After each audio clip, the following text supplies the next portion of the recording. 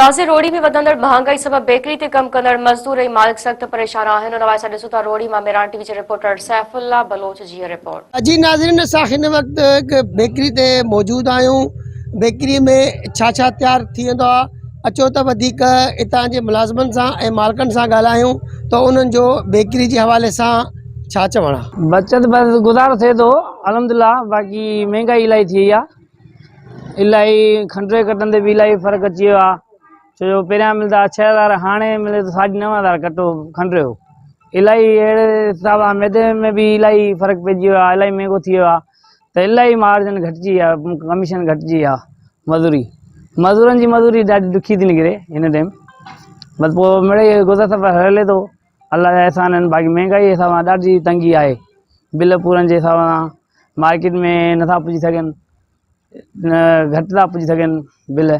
हिन में असां मैदो, खंडु, गिहु, अंडा वग़ैरह इहे केमिकल यूज़ थींदा आहिनि, पाउडर वग़ैरह, ग्लूकोज इहे वग़ैरह वग़ैरह यूज़ थींदा आहिनि। त हिते तयारु छा छा थींदो आहे? Cake, biscuit. बसि मज़दूरनि जे करे कुझु न कुझु करिणो पवंदो आहे। कुझु घर जो सफ़र बि निकिरंदो आहे, पाण बि मज़दूरी कंदा आहियूं हिते ई। सर मां मिस्त्री आहियां। तो अच्छा, छा जा मिस्त्री आहियो? केकनि जो। सर ड्यूटी त घणी पूरी सारी आहे, पर गुज़ारो ॾाढो ॾुखियो थो थिए, महांगाई इलाही थी वई आहे। ऐं मां ॿार बचा पालण वॾी ॾुखी थी लॻे हिते हाणे।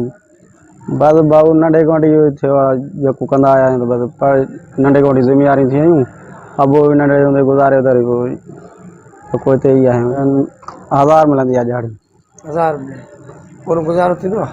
बस गुज़ारो करे ईंदा आहियूं। बस गवर्नमेंट के चवंदा हुआ कुछ सस्ता पे कने आटा ॿिया खंडू बंडू महांगी लॻी पयूं आहिनि, कुछ ग़रीबनि जो बि सोचनि। असांजो बेकरी जो कमु आहे। जेको बेकरी जो कमु पहिरियां हलंदो हुयो, उन में घर जो माण्हुनि जो गुज़ारो हलंदो हो। हींअर महांगाई एतिरी गर्दन तोड़ महांगाई आहे, जिन महांगाई जे दौर में खंडु, गिहु, मैदो उते पहुची वियो आहे जो कोई माण्हू आइटम ठाहे ई नथो सघे। ऐं ठाहिण खां अलावा माण्हू जो गुज़ारो नथो थिए।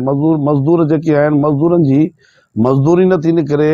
ऐं जेका लेबर आहे उहा वीचारी पंहिंजे पेट पालण जे लाइ परेशान आहे। ऐं बेकरी मालिकान जेके आहिनि उहे हिन वक़्तु एतिरी परेशानी में मुब्तला आहिनि जो हुकूमत खे केरु शिकायत करे। हुकूमत ॾिसे थी पई त हिननि जे अवाम जे मथां एतिरो बर्डन आहे, उन जे बावजूद बि रोज़ बरोज़ महांगाई जो बर्डन वधंदो थो वञे।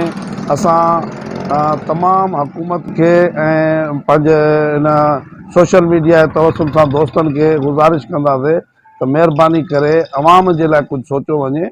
अवाम हिन महांगाई जे दौर में कहिड़े शइ खे मुंहुं ॾिए। तव्हां ॾिसो त महांगाई एतिरी आहे जो कारोबार कोई बचो न आहे।